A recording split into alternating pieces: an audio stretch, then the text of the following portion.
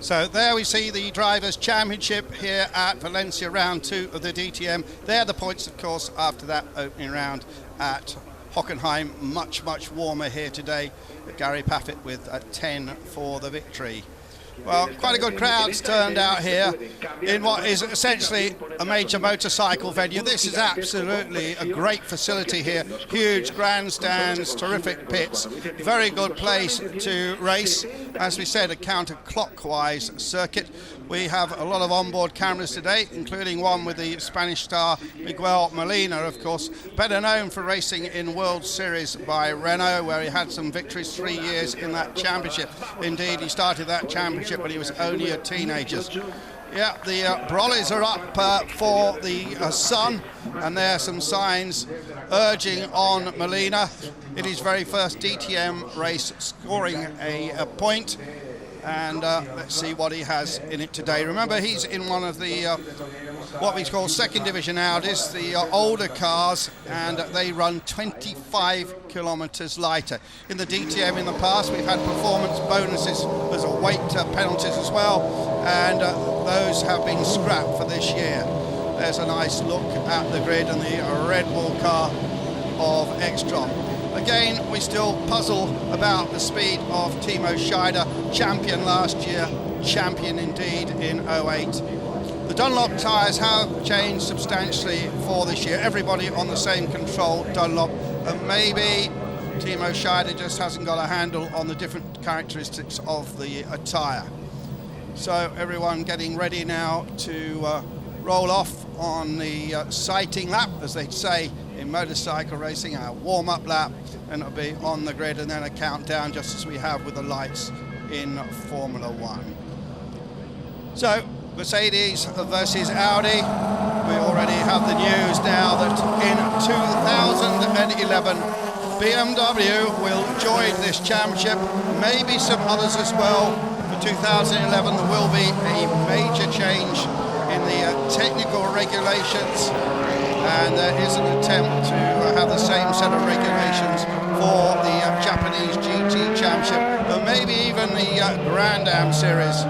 And as I understand it, all the manufacturers of Enter will be given the same carbon fibre central tub to the car, and then it's up to the manufacturers to graft their own suspension and bodywork on. So let's just recap that starting grid then. Ekstrom and Spengler, Jarvis and Paffett, Teresta and Rockefeller, Molina and Pramar, Martin Tomczyk and Timo Scheider round out the top 10, Marcus Winkelhoff and Jamie Green, Ralf Schumacher in 13th, just ahead of David Coulthard, Engel, Frankie Cheng and Susie Starler, and Catherine Legg feeling very unwell, not making the start, although she did indeed qualify for the race. Cars weaving to get a little bit extra temperature into them. Remember, as ever in the DTM, 2 mandatory pit stops between the laps 11 and lap 36. Everyone currently full of fuel with 70 litres on board. They'll squirt another 20 litres in on each of the 2 stops. Their confirmation on your screen of the pit stop window. And this distance for the 45 laps is 180 kilometres, or if you're in England, just over about 105, 106 miles. The race will take just over an hour. Look at that track temperature, 48 degrees. Well, I think there's still a very big question mark over the tyres. Certainly Mercedes got round the problem better at Hockenheim than did Audi. Audi have done a lot of work in the last couple of weeks or so to try and understand why they had a problem, particularly in the rear, overheating the rear tyres. And I believe they've had a couple of universities involved, and also the Audi technical staff looking at it. The roar of 470 brake horsepower you heard then from these V8 full racing engines. These are not modified production engines, they're full racing engines.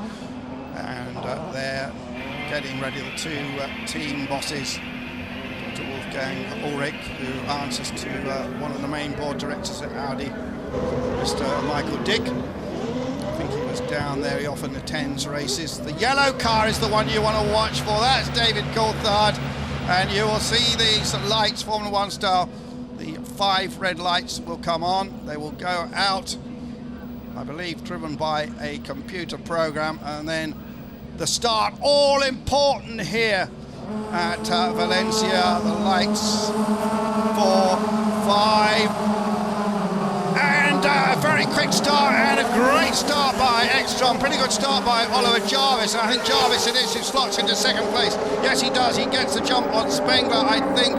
No, Spengler's down the inside. Spengler hangs on to second place. Gary Paffett goes wide, almost into the gravel, and Gary Paffett drops a couple of places there. And Paffett being muscled there by Pramat as well. And poor start for Gary Paffett. But absolutely perfect start there from the man in pole position. Very tricky to start these DTM cars. They actually hold them on the handbrake and just letting the clutch slip a little bit and get a bit of an effect of a slingshot. And Paffett fights back there and gets ahead of Pramat in the very bright blue car. But Spengler hangs on to second place, and more nudging, and Gary Paffett doesn't like to have Pramat right on the outside, gives him a bit of nudge. But seems to have dropped back, and the Frenchman, oh, we got a spinner there, it's Mauro Engel.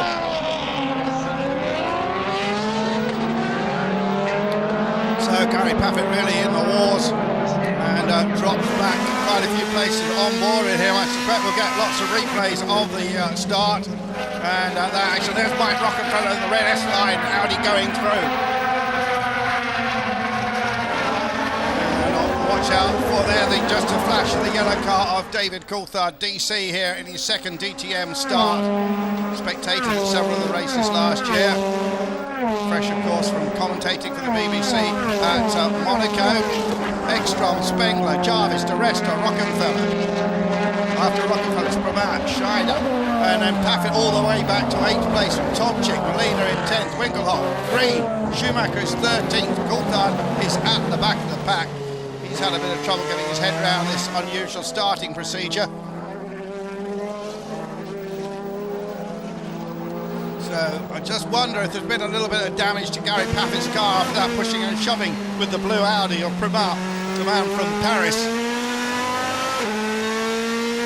Now we're looking back here at Martin Tomczyk in the Red Bull Cola car.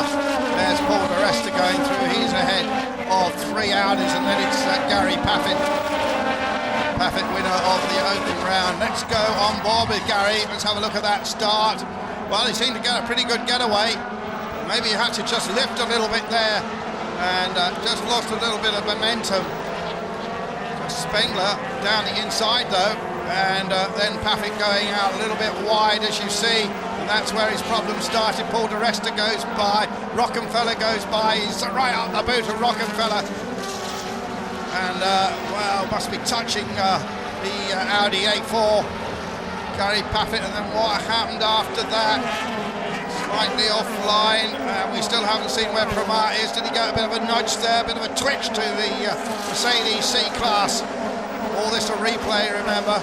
Here's another view. This is Molina's view of what went on. And they're, well, going together.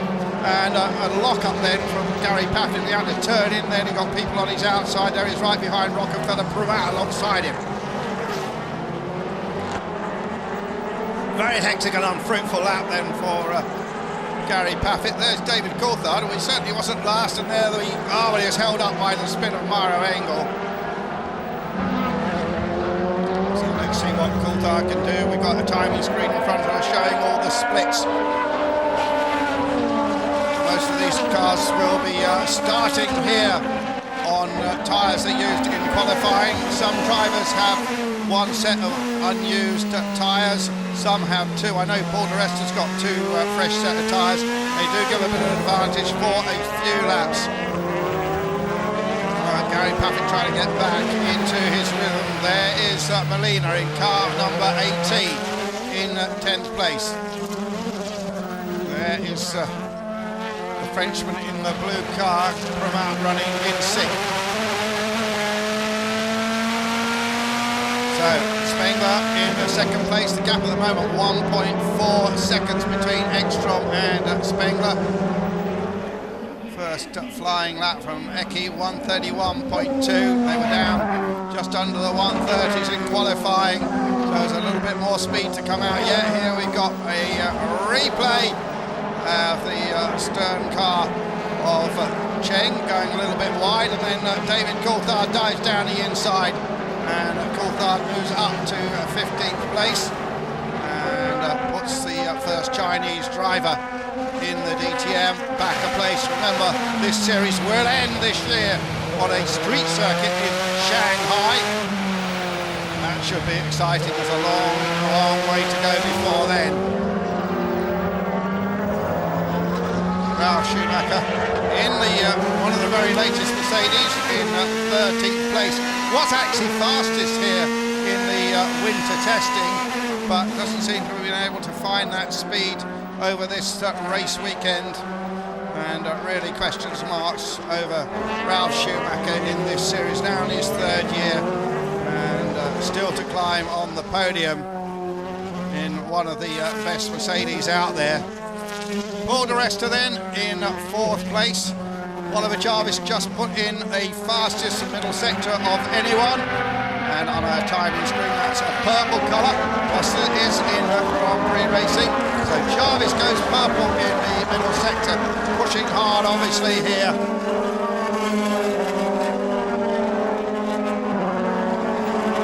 Another shot of the Paffett car here, a replay of the start. And Gary Paffett got a good start. I'm not sure if Spengler just bulked up a little bit, changing into second gear. What had happened there? I think Gary had to back off a little bit, and all of a sudden people were all around him. And there, a good view from above. Gary getting a good run off the line, trying to go down the inside. And, well, then went wide, and that's where his problems began. Not actually in the gravel, and there's an awful lot of gravel here, I have to tell you, in Valencia. I don't think I've ever seen such big runoff areas. There is Paul di Resta then, young Scottish driver who's been doing an excellent job as the number 3 driver for Force India. A couple of weeks ago in Barcelona on the Friday, out speeding one of the regular divers, Antonio Liuzzi, and I know Paul's feeling very frustrated on the Saturday and Sundays of Grand Prix. He wants to be racing Grand Prix, of course. He could dovetail that in with the DTM because there aren't any clashing dates. But at the moment, Force India is still saying that Liuzzi is their man for the whole of the season, but I think that could change. Let's find out what happens. Of course, Liuzzi had a good race at Monaco. There, the Audi top service car, and that is China. Ekstrom then from Spengler, Jarvis, di Resta, Rockenfeller, and as you can see, overtaking here is not easy. It's fine for motorbikes, but the cars, just the whole layout of the track makes it very, very difficult. Most of the corners are fairly slow. There's only a couple of really quick ones, and that just doesn't help the drivers when they're trying to dive down the inside. There is the glorious back car, the mirror chrome car of Ralf Schumacher. All that Formula 1 experience. Victories, of course, with Williams. Jordan raced for Toyota. And Ralf Schumacher in his 3rd season now. There you see all the aero devices at the back. The regulations were frozen in the end of the summer last year, and very little changes allowed to be made to the cars. They were able to homologate 3 different aero packages, and I believe they're running medium downforce here today. Again, another fast middle sector from Oliver Jarvis. Tomczyk, Molina, Winkelhock and Green 9 through 12. Schumacher 13th. Coulthard still there in 15th. And reminds me that Hockenheim has spent most of the race chasing the fellow Scot, Susie Stoddard. Amazing in the DTM, we've got 17 starters and we've got 3 Scots. Susie Stoddard pulled the rest out, and of course David Coulthard. DC, originally from the south west of Scotland, Twineholm. Little town, little village really, near Dumfries. The Audi bank car going through. Now we've got onboard shot here, hanging off the door. As we see more, bit of sand kicked up. Interestingly, these cars do have a provision for water cooling the brakes. Don't tend to use that water cooling. There's a button to the side of the steering wheel, but I just wonder if they might today in this temperature. 26.5 currently. Actually, the track temperature has dropped a little bit, although we've got a perfectly blue sky above. Ekstrom now has pushed the lead out to 3.2 seconds. Remember, Ekstrom, a double champion in the DTM, failed to win a race last season, came close, particularly in the opening round at Hockenheim, but failed to score a win. He'd like to put that right. There is the blue car of Pramar, and Pramar chased by Timo Scheider, the reigning champion. Timo in the black car. So Ekstrom looking good. Pramar and Scheider in an Audi battle here. Not much difference between the R14 chassis and the R14 plus the black car. The 08 car was designated the R14 and the 09 car the R14 plus. Changed the air cooling a little bit through the bonnet, the airflow through the bonnet, and there was a few other minor changes, but not too much difference, apart of course from the weight, and the older car's given that 25 kilo weight brake, which should help a little bit around here.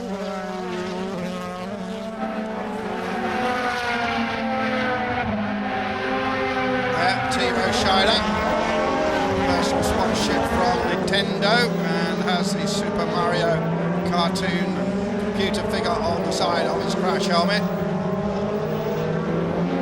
Ekstrom though, putting in some very consistently fast laps. Indeed, on that last lap, pulled away by half a second from Spengler.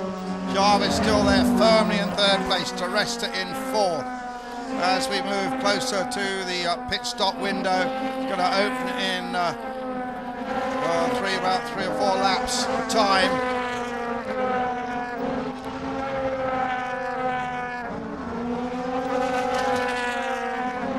There's Winkelhock in the Playboy car, apparently handed over an new Audi A1 to one of the Playmates the other day. Playmate of the year apparently. From a big motor racing family. Of course, his father was killed when he was just 5 years old. Marcus Winkelhock's father was killed, as I said, when he was just a lad, but nevertheless moves into racing. His uncle, of course, the famous Smoking Joe Winkelhock, hugely successful in number of touring car championships, including the BTCC, mainly a driver for BMW. And just to reiterate, BMW will be joining the DTM in 2012, I should say. Ekstrom then got off to a great start. Was pulled into a 4-second lead over Spengler, coming up these lightning fast pit stops. And they are stopped usually for 4 or 5 seconds, although the whole pit stop procedure usually takes just about 21, 22 seconds from coming in, stopping, accelerating away again. And you might just catch it, there's a light in the window which tells you how many stops they have made. Obviously none of those lights are on at the moment. Paffett there with Tomczyk over 8th place. Final point, event is awarded is for 8th.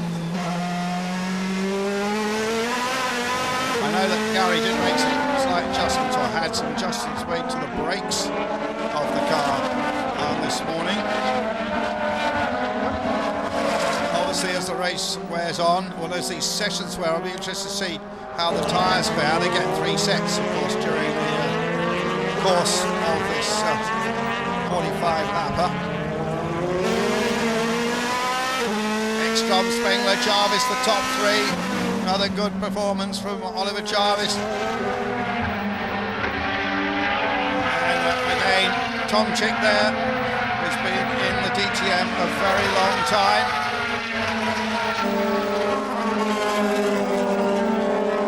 He started off his 14th pole. I believe Timo Scheider is making his 100th DTM start, and I believe, I haven't seen it, but he's got number 100 on the car to celebrate that today.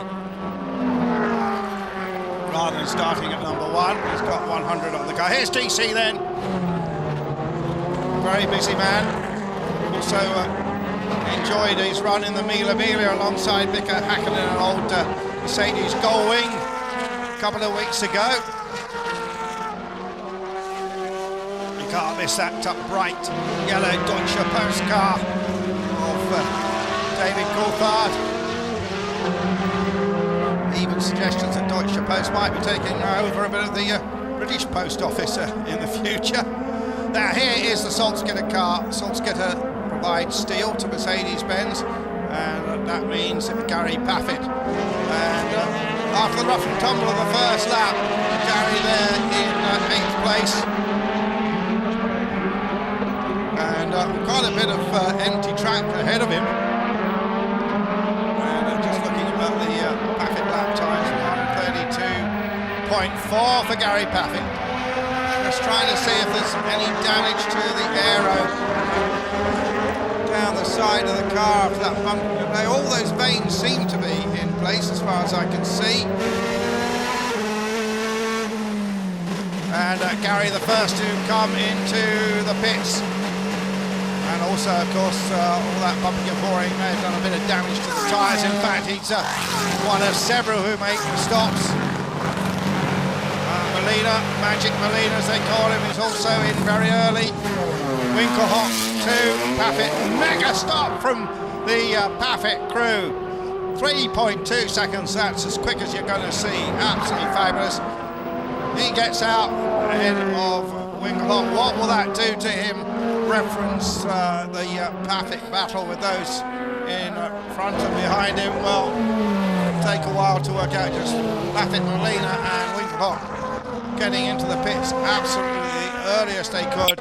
Maybe Gary will go on a long middle stint now. Difficult to know. These strategies are pretty well made on the hoof, I'm told, reacting to the events rather than being pre-planned. Ekstrom, Spengler, Jarvis, De Resta, Rockenfeller. Rocky again having a strong performance.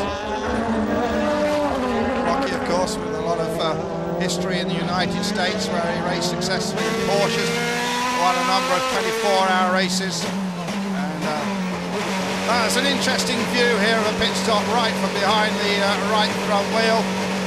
Maybe we'll take it all the way in on the pit speed limiter, of course, there. 80 kilometres an hour. So Spengler gets a new tyre. Look at that, they've practiced that a lot of times, 3.7 seconds. And Spengler goes out, see where he drops to. The French-Canadian lives in the Alsace, the area of France close to Germany, where indeed he was born. Although, of course, he has spent some of his earlier years in Canada, and indeed has French-Canadian parents who are very supportive. Engel there after his spin. 3 seconds. I don't think we've ever seen a 3-second pit stop before. That is absolutely fabulous. Great work there by Engel's crew. And the Gentleman's Quarterly car goes out. And maybe that will just win him a place or two. So Mucker Motorsport running that car. Well done to Peter Mucker and all the boys there for that mega 3-second stop. Formula One teams, of course, make quick stops these days with the change of rules, no fuel. But remember, we're putting fuel in here. But I don't think we've seen a 3-seconder in a Formula One situation other than in the workshop as the leader comes in. Here is Ekstrom. Often goes on quite a different strategy to others, but everyone, I think, sticking to pretty similar race plans here today. Ekstrom brings the Red Bull car in. He'll pit right at the very end of these magnificent pits here. And we got a time for that one? Maybe not. And he's going to filter in right alongside. Oh, he comes out right in front of Susie Stoddard, who goes past him, or tries at least, but doesn't quite make it. Go on, Susie, see if you can hold him up. No, doesn't manage it.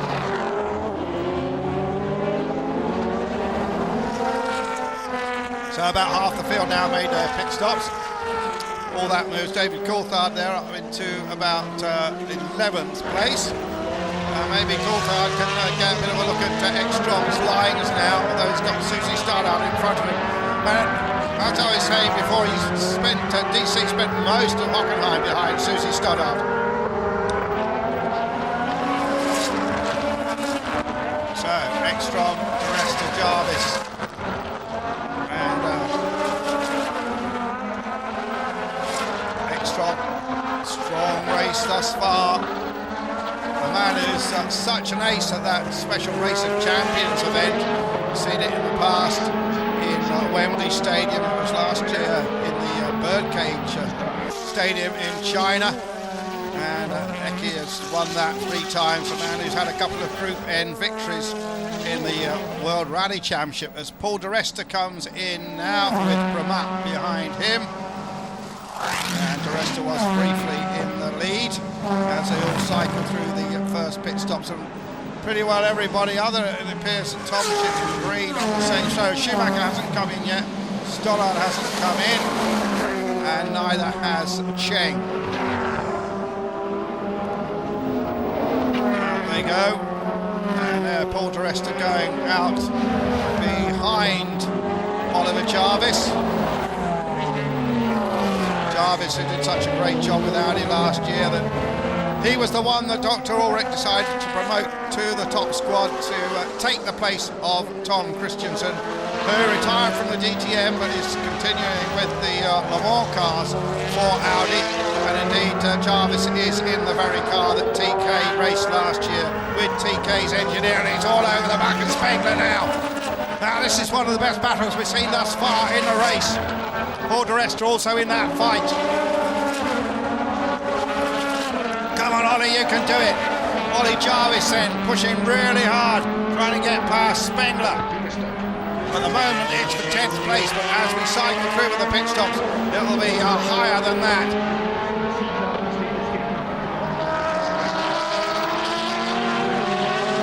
Currently Scheider is in the lead because he is yet to make his stop. And look at the way these cars are weaving about, and then Scheider comes in. Just watch out for that number 100 on the side of his car. And there you can clearly see it now under the Tempera side. That looked a quick stop to me. That looked hugely fast. Maybe that will fall to. He's going to come out right in front of Mike Rockefeller and in front of Pramar.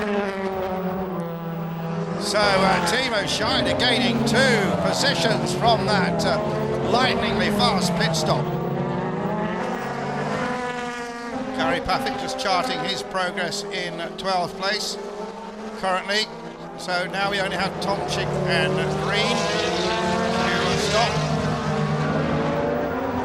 And when they've stopped, Ekstrom is going to be up there. Now Schumacher just made a late stop as well. So pretty. And just looking for David Coulthard for that yellow car, but I think he managed to vault past Susie Stoddard in the pit stop. Rockefeller under pressure from Pramar. There's a great shot there of the Ralf Schumacher pit stop. Just slightly slower than some of the others. There's Paul di Resta, told by the bright red mirrors, the AMG white and black livery on the side of the car. So a couple of them still staying out. Tomczyk and Green have yet to make their stops. Tomczyk just had very fast middle sector, so those tyres still holding up very well indeed for Martin Tomczyk. And I just wonder what this longer first stint strategy is going to do for him. There is Rocky and Pramar, the man. Well, the pair of them, of course, sharing an Audi in the Le Mans endurance season, not last year, but the year before, to win that championship. So teammates then, indeed, both driving the Phoenix run Audis, Phoenix Racing, who are based right next door to the Nürburgring in the big industrial park there. And Rocky actually switching teams this year. He was with Team Rosberg, who run the other two customer Audis, year-old Audis. The main cars, of course, run by the Sport organisation. Still Tomczyk and Green staying out front because they have yet to make their pit stops on now what is obviously a completely different strategy. Green in a year-old car run by the Person organisation. And just checking the lap times. Green hits the personal best then of 32.052. What about David Coulthard? He's doing 32.9 the last lap. He is definitely in front of Susie Stoddard, and his next target will be Ralf Schumacher. And DC now 1.7 seconds behind Ralf. He'd dearly like to beat him, I'm sure.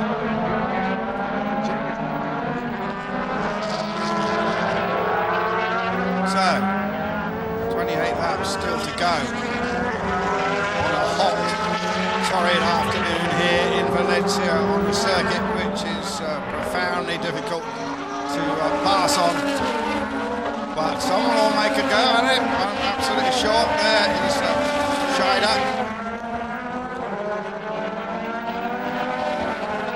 There's the AMG car of Paul di Resta. Force India test driver. Gets to run again, he tells me, in Turkey on the Friday. Be very interesting to see how he gets on at that track. He hasn't been to the circuit before, although he's done quite a few laps around it in the simulator. And that must be the McLaren simulator that they are able to use. There's Jamie Green going through. And Green with Ekstrom quite close behind him, just 2 seconds. Ekstrom having made the stop, Green having not. And Tomczyk with some 7 seconds margin over Jamie Green. Back on board with Gary Paffett. Paffett trying to chase down Alexandra Pramar. As you can see, not much distance between them, 0.8 of a second it shows on the watch. But overtaking around here is a very another issue.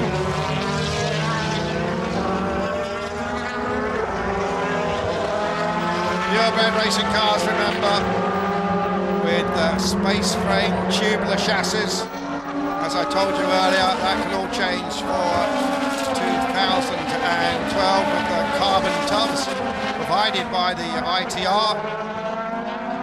We've heard that the Grandam people are coming over to look at a DTM race. I know there's been discussions going on with the JAF, which is the Japanese Auto Federation, about having a common set of rules with the Japanese GT Championship. That could bring one or even two Japanese manufacturers into the championship, I would have thought. Lexus have been talking about it for a couple of years now. This championship tends to be for upmarket brands, And of course we've got two really upmarket brands here in Audi and Mercedes.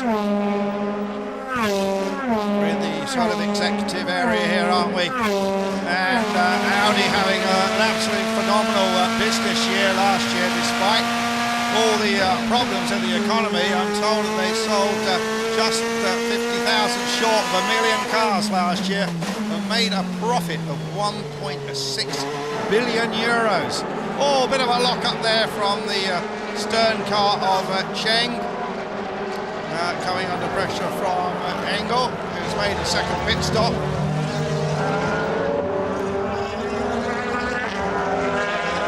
You can make a second pit stop. Oh, there is Engel's pit stop. And fishtails out of the pits. Mario Engel, who very engaging young driver, who raced in the British Formula 3 Championship. Speaks a number of different languages. Saw him at Le Mans last year acting as a master of ceremonies and function, switching effortlessly through English, French, German, I think even Italian.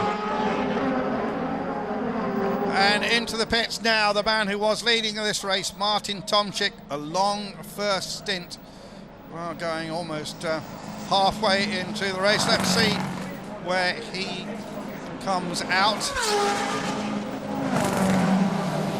Putting in the Red Bull Cola car. And there you see the clock, 3.3 seconds. Where's he going to come out, Tomczyk? I think he's going to come out in about, around about Gary Paffett area. That's exactly the case. Oh, look at Paffett getting out of shape again. Paffett goes down the inside. Just think there's a little bit of damage to the one of the dive planes on the front of Paffett's car, left front. You see it flapping? No, maybe my eyes are deceiving me there. So Paffett still pushing hard in 10th, but now behind Tomczyk. Paffett pushed down to 10th place. Well, here was very dive down the inside, good move, then got out of shape late on the brakes.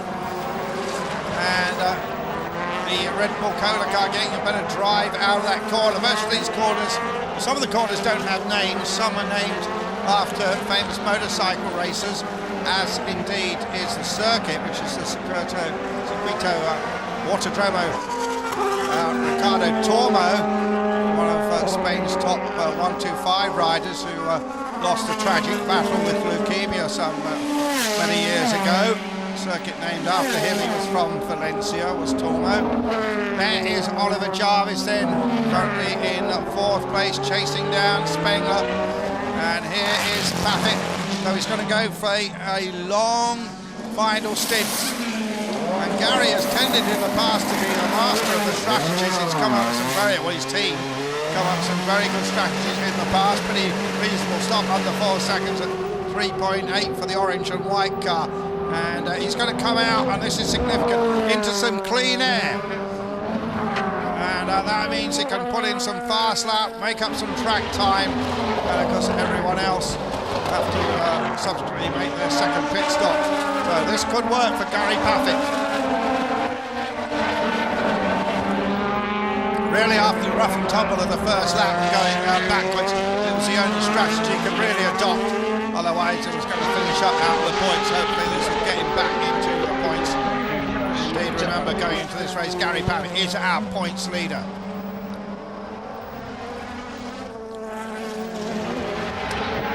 Jamie Greenwood is still on his first run.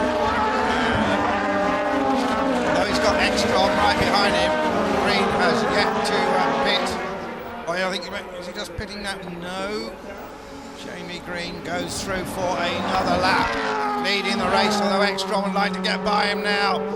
Spengler in 3rd, Jarvis in 4th. Just looking at the timing stream, Jamie Green take 20 seconds off, got to probably come back around about 13th, 14th place actually. Coulthard just a bit slow. His rival Ralph Schumacher on that last lap. Coulthard with a 32.3. Schumacher 31.9. I think Green's tyres must be wearing now. He's down in the 32.5 his last lap. Here's that battle there between Spengler and Jarvis. Jarvis keeping the pressure on the quiet and unassuming French-Canadian. Both, of course, graduates of Formula 3. Just to recap what I said at before the start of the race, we had a Euro Formula 3 race this morning. It was won by 17-year-old Kevin Magnussen, son of Jan Magnussen, of course, now races a Corvette in the American Le Mans series, but did race for the Stewart Formula 1 team, you may remember, and was a star of Formula 3, well, 15 years ago, I suppose. So, Jamie Green from Leicester, by dint of not stopping yet, leads this race. Ekstrom, Spengler and Jarvis. And coming in now for a second stop is Alexandra Premat in the colours of a German TV channel. I think it's a specialist film channel. And down on the off the air jacks goes Premat in a very quick 3.3 second stop. And here comes Gary Paffett, and he's going to be seeing the exhaust pipes yet again of the Audi A4 of Alexandra Premat, the Parisienne.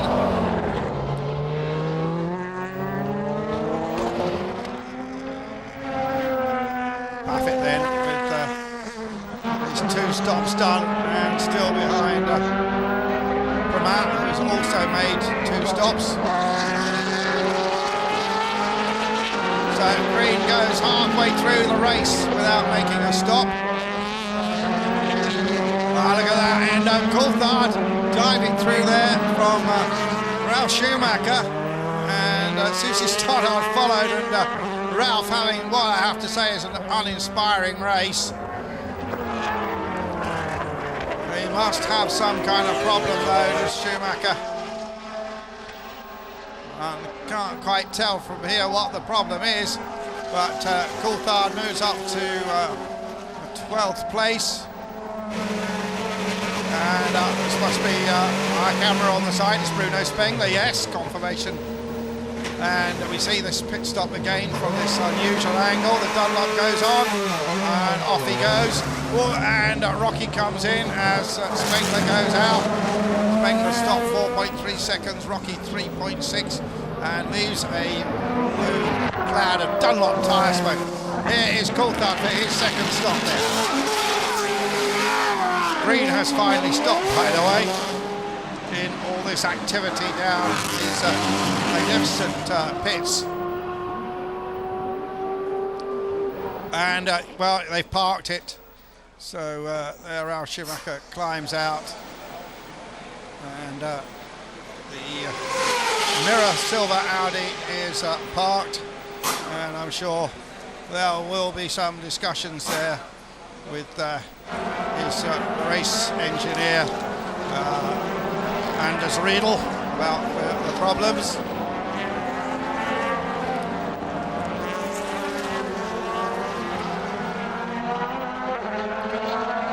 Well, I said Green had stopped. I thought he had, but it appears I'm mistaken. Our computer showed a stop, but no, it doesn't. We're not seeing any shots of Jamie Green, but he's actually starting to pull away a little bit from Ekstrom. Here's Paul di Resta for his second pit stop.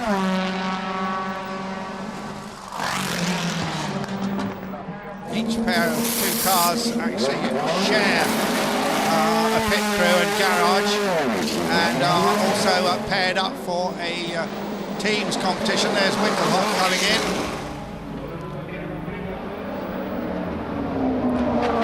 So Green can go even further yet, but as long as he gets those 2 pit stops in the window, and there is the rest of it, Prima in front of him.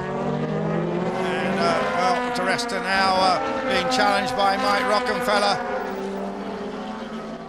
No signs of any tyre problems as yet. There's the S-Line Audi A4. There's Teresta currently in 6th place.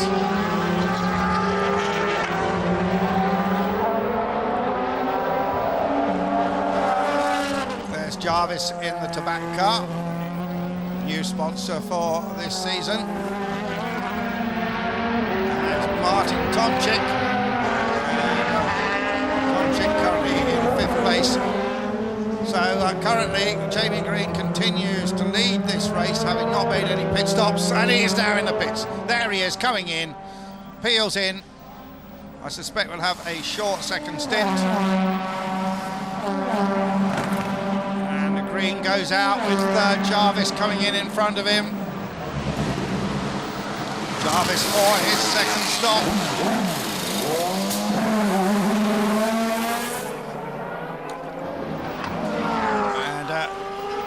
And Jarvis coming out. Let's see if he just manages to hang on against Spengler, and he gets a position on Bruno Spengler.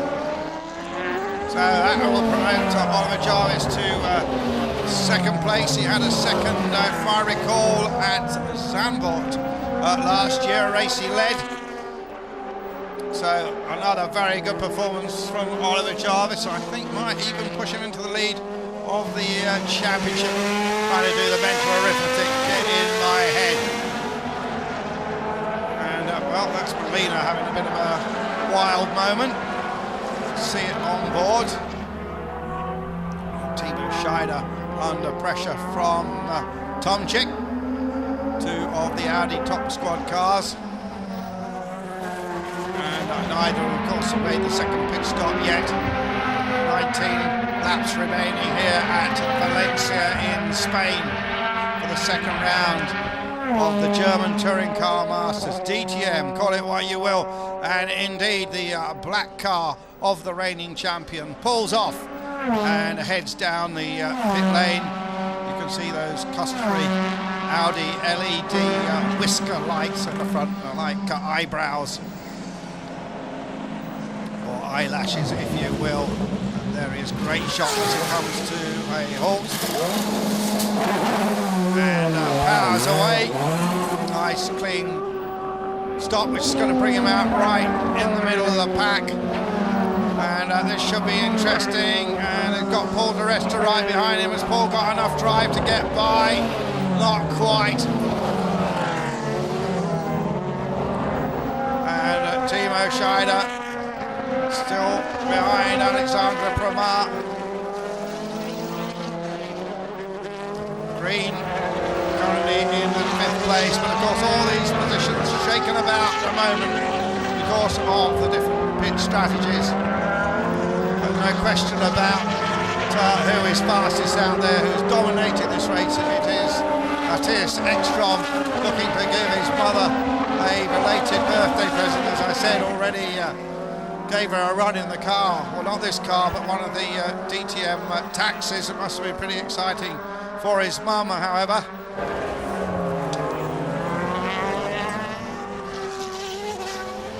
And her name is Agneta.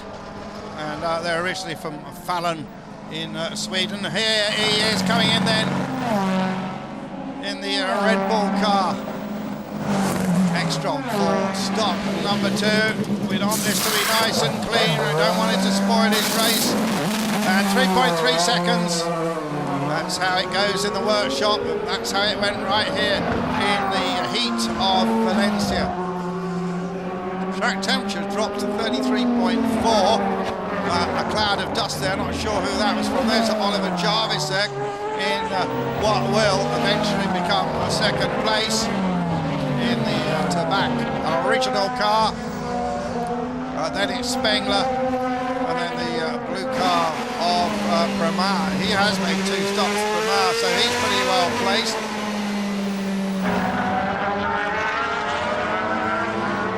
So outstanding effort from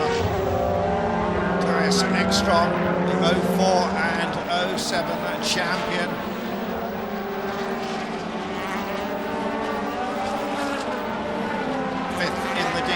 last year. As we go back on board with Miguel Molina, the Spanish youngster, scored a point in his very first DTM race.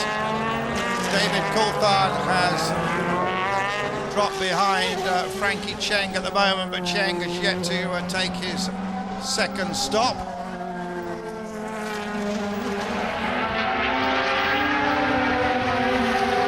Martin Tomczyk.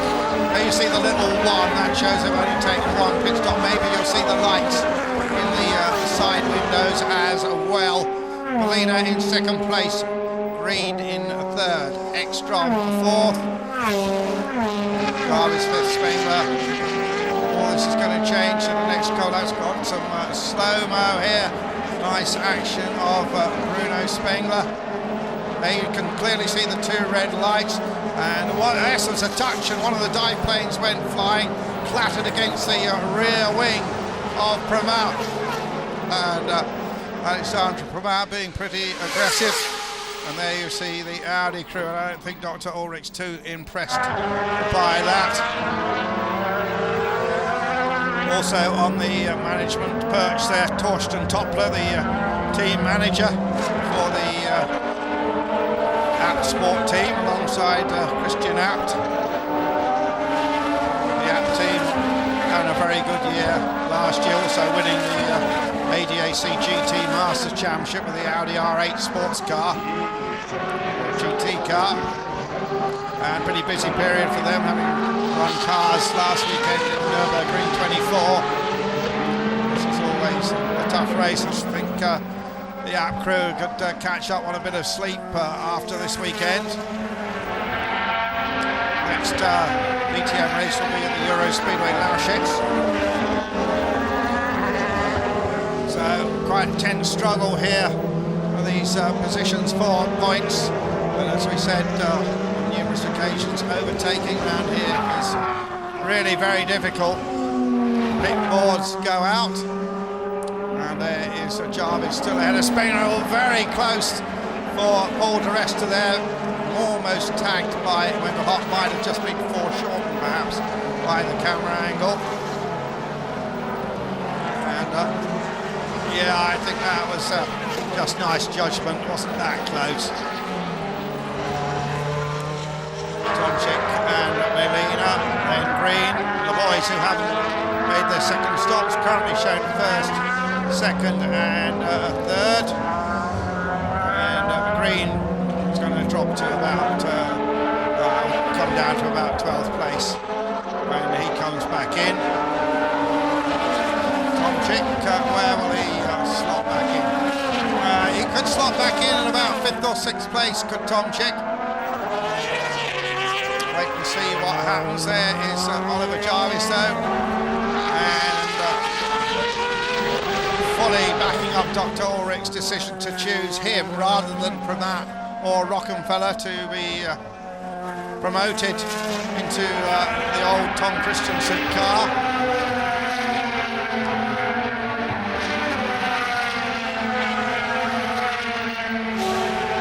These 460, 470 horsepower engines breathe through two 28mm restrictor holes, which does restrict the power, also keeps these engines nice and reliable. They're only allowed so many engines, and very few engines in fact. I think it is 3 per season between 2 cars.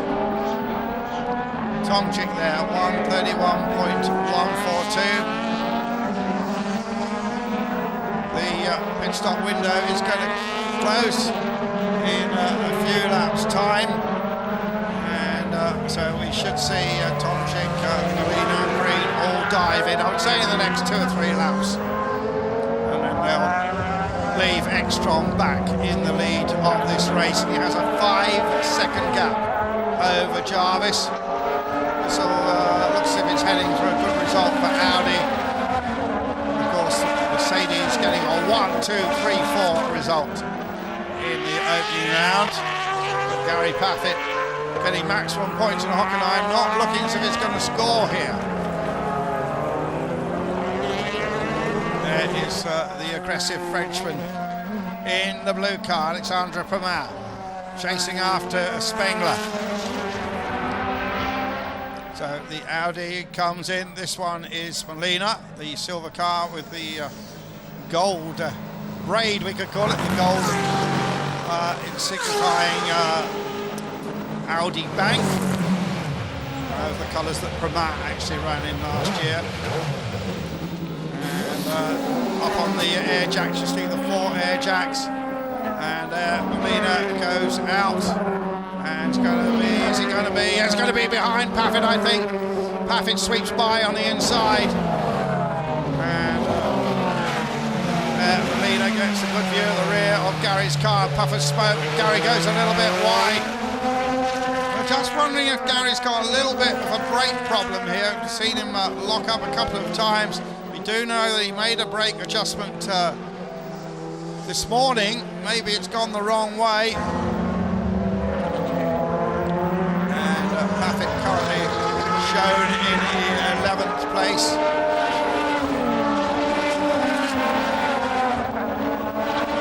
Extra holding station over Jarvis. Spengler trying to get on terms with Jarvis still for a podium position.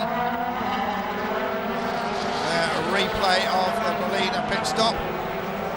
Here he comes back onto the track. You'll see Gary Paffett on the left in a moment. There he goes, past. So now Tomczyk then, who was in the lead by dint of that longer second stint, comes in. 80 kilometres an hour. It looks as if he's got a fresh set of tyres to go on.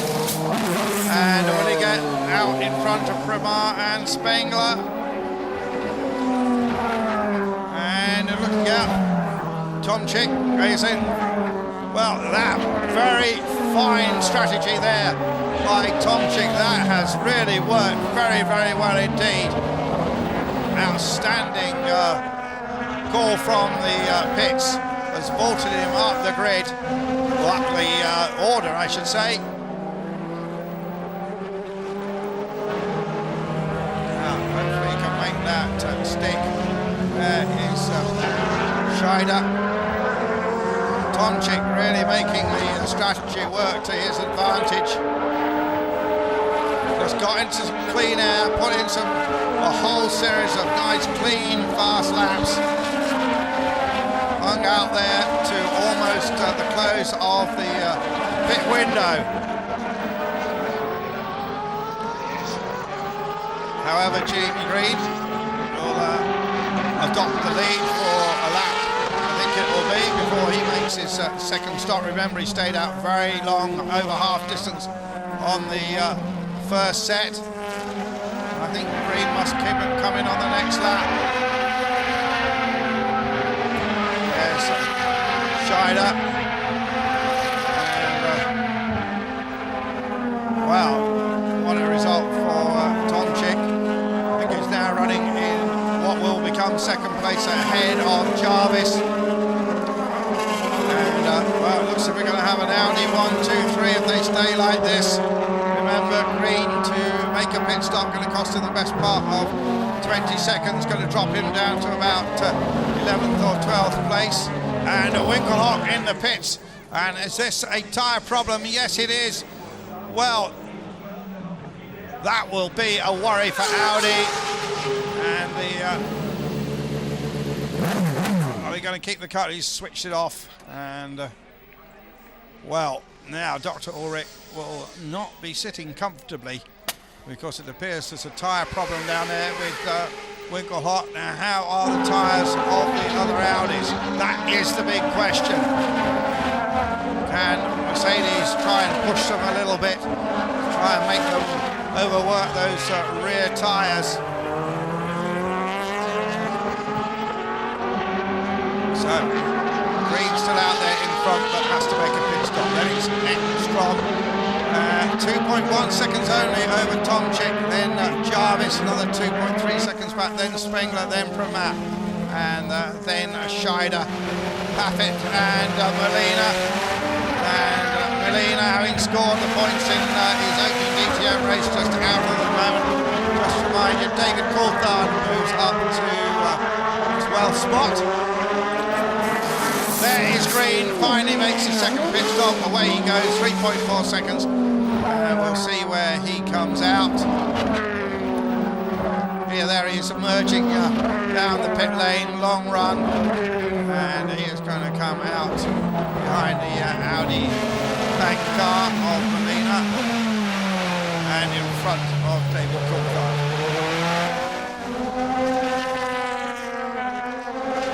Coulthard, they'll be happy to be in front of Susie Stollard. Paul di Resta be disappointed down in 8th place at the moment, which will become 7th as the... oh, look at this! The Gary Paffett had Molina lunging down the inside, and managed to fend him off. Miguel Molina, that single-seater experience, had had a dive down the inside of Gary Paffett for 9th spot. There's Rocky still in the boot.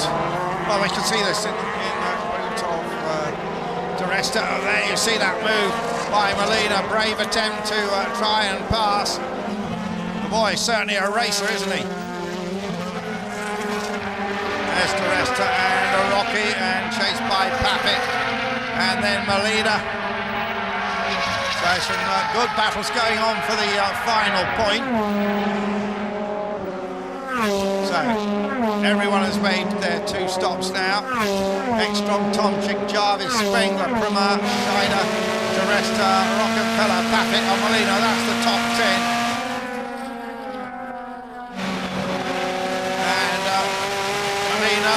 Picked by Dr. O'Rourke. I think he tested 4 or 5 youngsters. Decided the Spaniard was the one he wanted, and certainly is adapted to the very different discipline of a DTM car from 3 years of World Series by Audi. World Series by Renault, I should say. Now in the Audi. Bank car, Magic Molina they call him. All those fans he talked about to Christina at the start from Lorette de Mar have all got Lorette de Mar t-shirts on. A couple of busloads of them apparently. And he's giving them something to cheer.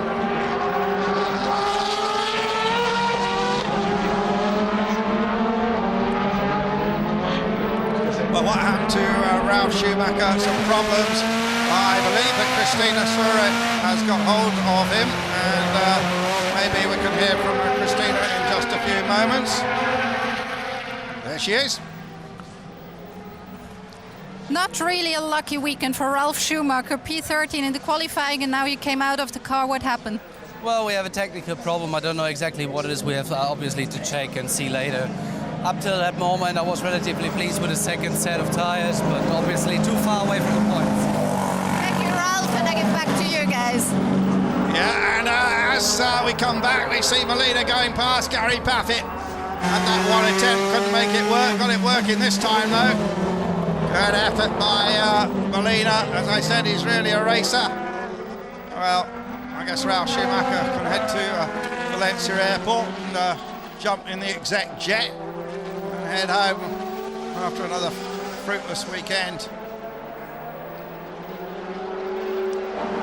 And there you see the move, and Gary was out wide, and Molina saw the gap, down he went, and little bits of trim coming off. That's off the wheel, that circular item. And again Molina, well, being very, very boisterous there. And I just wonder if the stewards will take a bit of a dim view of that. I mean, it's racing all right, but starting to push to there, all those bits go flying. And I don't think Gary would be too happy with that. And there's Paffett out now in the dirt. That's the replay. And Jamie Green getting a good view of that.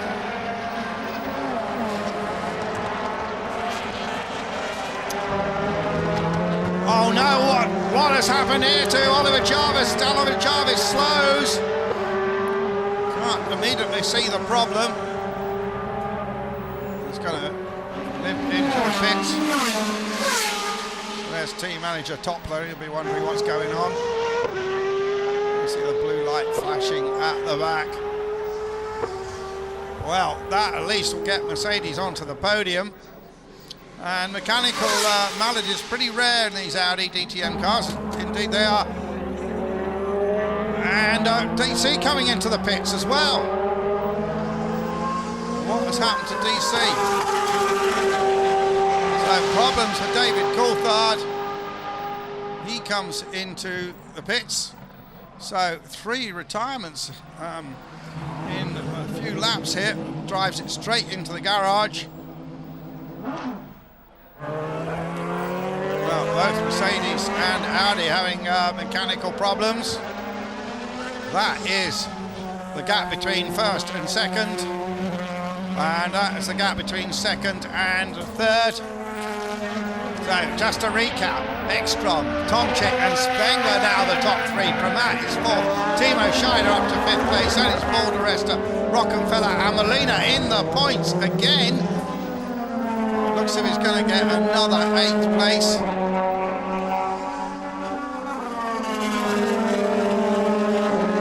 Well, Ralf Schumacher didn't really tell us what was wrong with his car.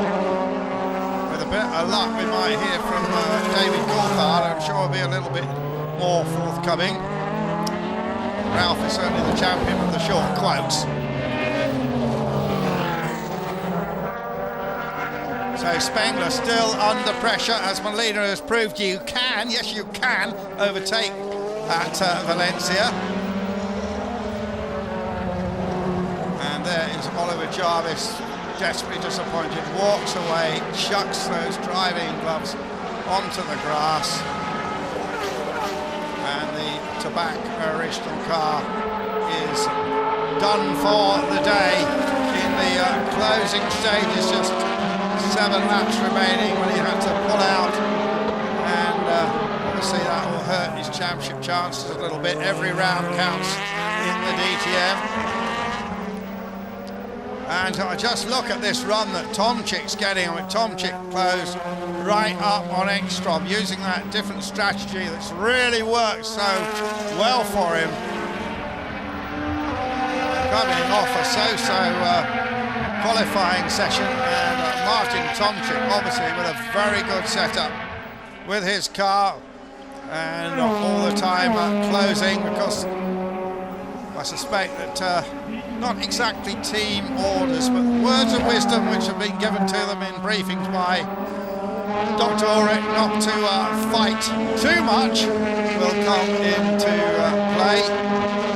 And Martin Tomczyk with 4 victories in his long DTM career of some 94 races. The man from Bavaria. And Tomczyk having an absolutely magnificent race. And looking at these split times now. Tomczyk closing right up on Ekstrom.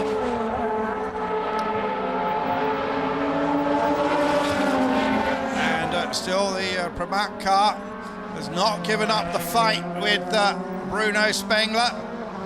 See if he can return to an Audi 1-2-3 situation. And now he's right up his boot now.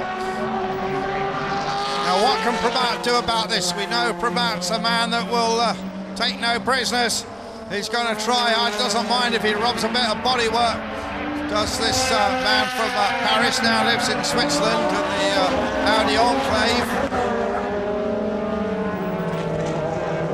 And very good performance. He's got that little bit of weight advantage as well. And look at those 2 Audis very close together now, Ekstrom and Tomczyk. And Tomczyk deny Ekstrom. Norbert Hauer's got his hand over his mouth. And the gap is only 0.8 of a second, and we've got a splendid battle then for 3rd place. And well, Timo Scheider in his 100th DTM race, right up in the points after all the disappointments at Hockenheim. There's Paul de Resta, got Rocky still up his boot.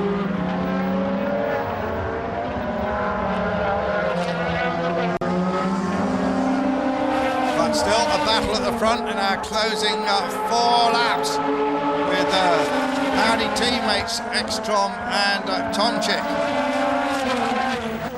And they both run out of the same garage as Ekstrom and Tomczyk. And I think I saw, not Jarvis, I saw the number, from our car making a move in the 4th position, but he must have lost just outside of our camera. He seemed to be making a dive down the side of Spengler. Didn't quite see what happens, but he lost a little bit of momentum there as he tried, and of course he's worrying too about the man in his mirror, who is Timo Scheider. 2 Audis, 1 Mercedes, 2 more Audis. A lot of pressure on Bruno Spengler on the podium, of course, in the opening round. And looking for another podium finish here.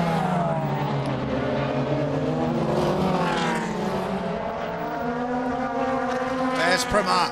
Can he do anything about the Mercedes in front of him? Gap between the leading 2.7 of a second. If Ekstrom makes any kind of mistake, locks up under the brakes, just goes a bit too deep, then Tomczyk will be ready to pounce.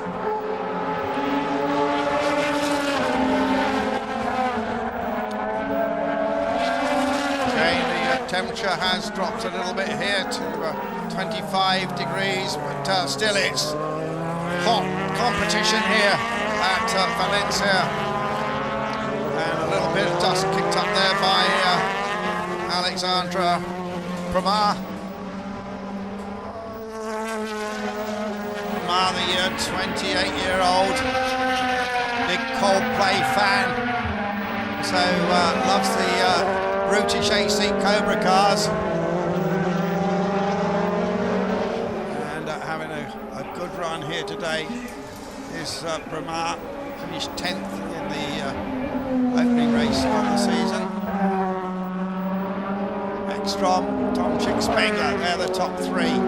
Ekstrom, Tomczyk, of course, close together.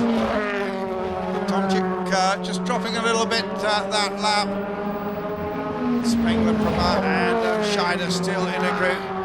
Gary Paffett down there in a disappointing 9th place, but having a think about having a go at Molina, getting back to the Spaniard, right up his boot now. And Gary would like to get at least into the points here. Green, after his different strategy, in 9th place. Susie Stoddard in 11th place.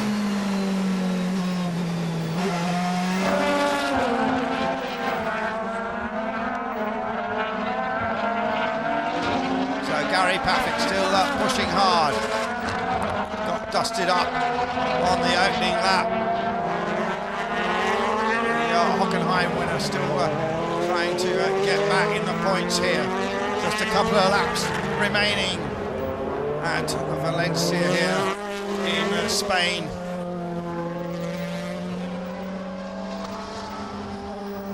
Jamie Green still has that watching brief behind here. The leading 2 Audis coming across the line.